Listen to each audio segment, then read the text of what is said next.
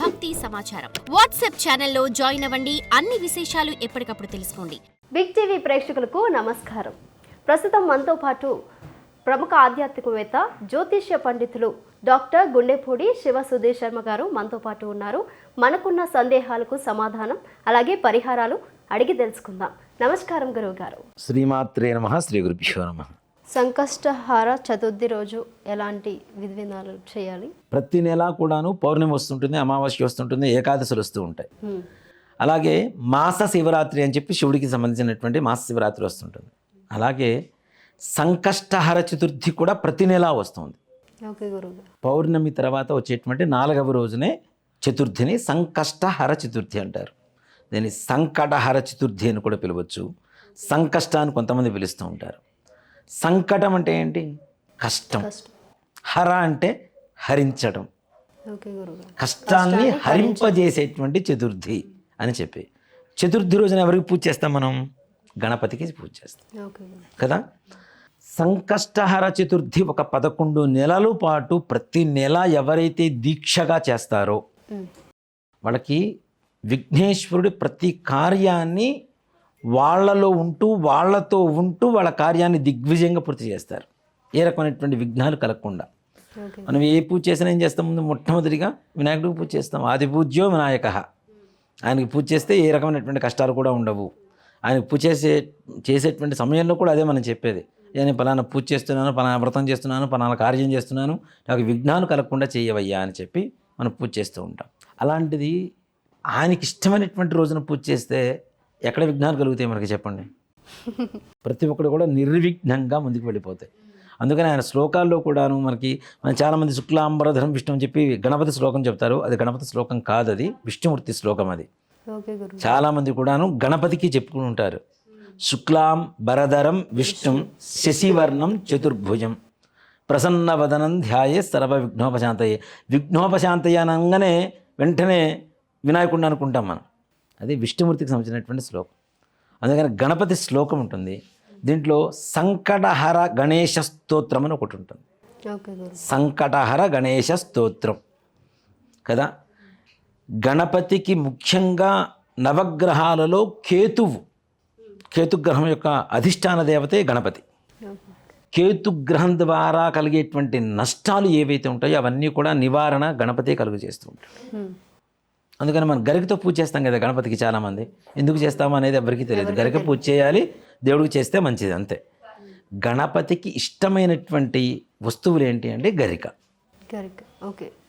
కేతువుకి అధిష్టాన దేవత గణపతి కాబట్టి ఆ గరికతోనే గణపతికి పూజ చేస్తాం. పూజ చేస్తే కేతుగ్రహం ఇచ్చేటువంటివి ఏంటి? ముఖ్యంగా వివాహం, సంతానం, ఆరోగ్యం, చర్మ సంబంధమైనటువంటి వ్యాధులు, ఇవన్నీ కూడాను కేతుగ్రహ కంట్రోల్లో ఉంటాయి. అలానే అనుకున్న పనులు కాకుండా దాంపత్య జీవితం సంతోషమయంగా లేకుండా ఉండడానికి క్రోధం, ఎక్కువగా కోపం వస్తుంటుంది చూడండి, అలాగే మెంటల్ డిప్రెషన్, వీటన్నిటి కూడా కారణం ఎవరంటే కేతుగ్రహం. వీటన్నిటిని దూరం చేసేటువంటి వాడు ఎవరు అంటే కేతువు.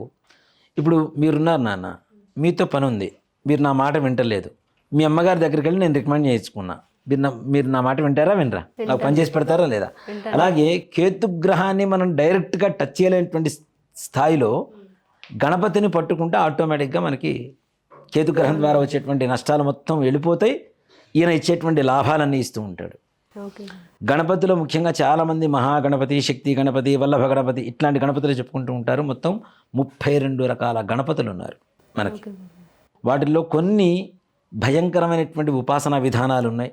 అలాగే సౌమ్యంగా సాత్వికంగా ఉండేటువంటి గణపతి పూజా విధానాలు ఉన్నాయి. వీటిల్లో మనం మహాగణపతి పూజ చేస్తూ ఉంటాం. అలానే మనం ఏ పూజ చేసినా ముందు పసుపుతో గణపతి చేస్తాం కదా. అంటే గణపతి చెబుతున్నది ఏంటి అంటే పసుపుతో ఎందుకు చేయమని చెప్తున్నాడు ముఖ్యంగా అంటే, ఏ పూజ చేసినా పసుపుతో గణపతి చేస్తాం, బొట్టు పెడతాం మనం. పూజ చేసినప్పుడు ఏంటి, అనేక రకాలైనటువంటి మనకి జలుబు ఉండొచ్చు, జ్వరం ఉండొచ్చు, పక్క వాళ్ళకి ఏదైనా ఉండొచ్చు. నీకు పూజ చేసినంతసేపుడు కూడా నీ చేతిలో యాంటీబయోటిక్ ఉండాలని చెప్పి గణపతి చెబుతున్నాడు. పసుపు యాంటీబయోటిక్ కదా. గణపతిని చేస్తే పసుపు చేతికి అంటుతుందా? అండి జలుబున పోతుందా? పోదా మరి. అంటే ఒక సైంటిఫిక్ రీజన్ నాన్న ఇది, ఓ మాట చెప్పానంటే. అందుకని దీంట్లో మహాగణపతి పూజ చేస్తాం, లక్ష్మీ గణపతి పూజ చేస్తాం. దీంట్లో ఇంకాస్త ముందుకు వెళ్తే ఉచ్చిష్ట గణపతి అనేటువంటి ఒక విధానం కూడా ఉంటుంది. ఓకే. ఉచ్చిష్ట గణపతి ఈ పేరు కూడా చాలా తక్కువ మంది వింటూ ఉంటారు, అవును గురుగారు. చాలా తక్కువ మంది వింటుంటారు. ఉచ్చిష్టము అంటే ఎంగిలి అని అర్థం. ఓకే గురుగారు.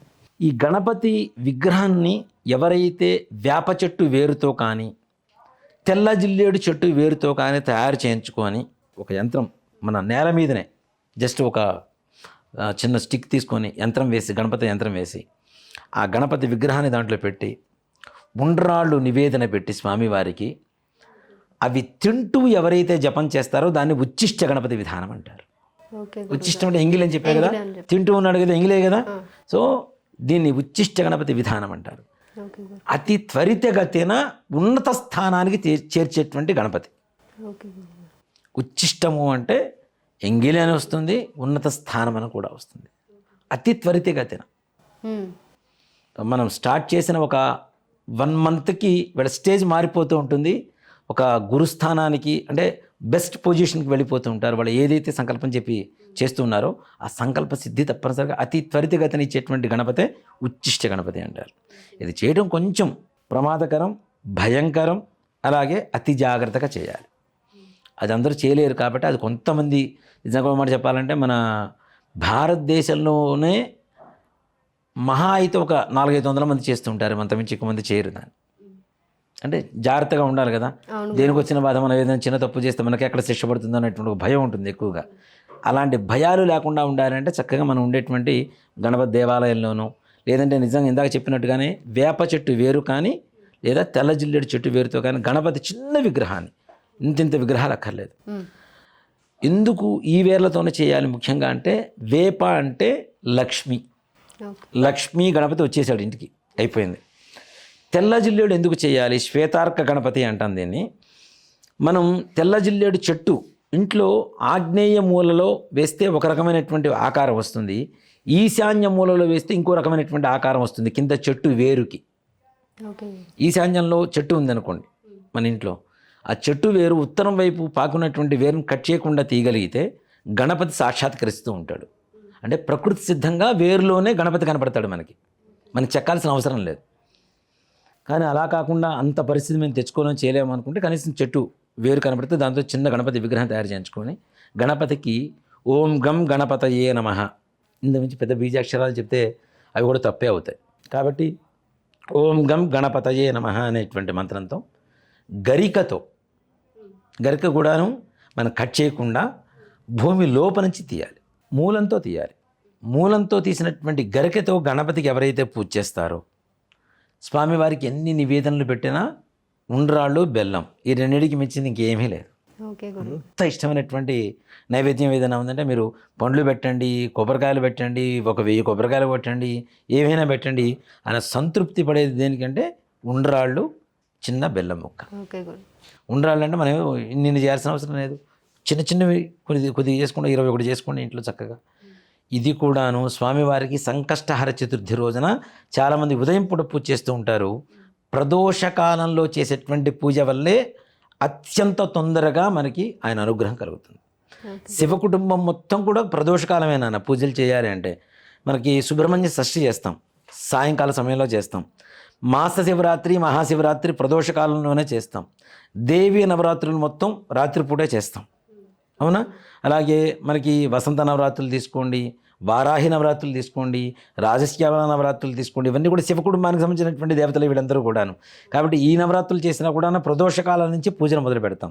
కాబట్టి గణపతి కూడా శివ కుటుంబంలో ఉన్నటువంటి శక్తే. కాబట్టి సాయంకాలం 6:30 గంటల నుంచి ప్రారంభించి ఈ గణపతికి పూజ చేయడం ద్వారా తొందరగా మనం అనుకునేటువంటి సంకల్ప సిద్ధి జరుగుతుంది. గరికతో ఓం గం గణపతయే నమః అని ఒక 108 సార్లు చక్కగా జపం చేసుకుంటూ ఒక్కొక్క గరిక తీసుకొని స్వామివారి పాదాల దగ్గర పెట్టి, అందులో గణపతికి కూడా చాలామంది అక్షతలు వాడమంటే పసుపు అక్షతలు వాడతారు, రక్తాక్షతలు వాడాలి. ఇప్పుడు మన గణపతి ఎలా ఉంటాడు, ఏ రంగులో ఉంటాడు అసలు గణపతి? మనం ఏనుగు చూస్తాం కదా, కాదు, ఆయన ఉండేది ఎర్రటి వర్ణంలో ఉంటాడు గణపతి. రక్తవర్ణంలోనే ఉంటాడు. రక్తవర్ణ పుష్పాలు అంటే ఇష్టం ఆయనకి, ఎర్రటి పూలు అంటే ఇష్టం. ఇప్పుడు మందారం, గులాబీ ఇట్లాంటివి ఉంటాయి కదా, అలాంటి వర్ణాలంటేనే ఇష్టం ఆయనకి. అలాగే అక్షతలు కూడా రక్తాక్షతలతోనే పూజ చేయాలి గణపతికి. ఇవి తప్పనిసరిగా మనం చిన్నవే, పెద్ద విషయాలు కూడా కాదు, కానీ ఇలాంటి వాటిని మనం పట్టించుకోకుండా మామూలు నార్మల్గా పసుపు అక్షతలతో పూజ చేస్తూ ఉంటాం.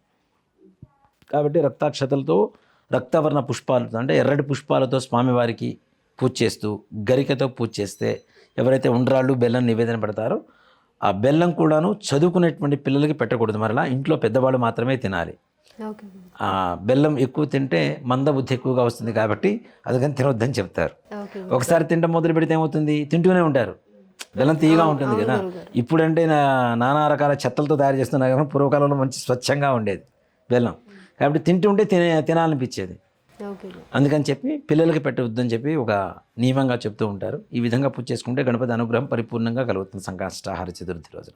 గురువు గారు మా ప్రేక్షకులకి మంచి చక్కటి సలహాలు అందించారు. మీకు చాలా ధన్యవాదాలు. అలాగే మీ అమూల్యమైన సమయాన్ని మాకు కేటాయించినందుకు ధన్యవాదాలు గురువు. శ్రీమాత్రే నమః. శ్రీ గురుభ్యో నమః. చూశారు కదా, మీకేమైనా సందేహాలు ఏమైనా ఉంటే కామెంట్ సెక్షన్లో కామెంట్ చేసి తెలియజేయండి. ఇది ఇవాల్టి ఎపిసోడ్. మరో ఎపిసోడ్లో మళ్ళీ కలుసుకుందాం. అంతవరకు సెలవు. నమస్కారం. For more videos like this, subscribe Big TV channel.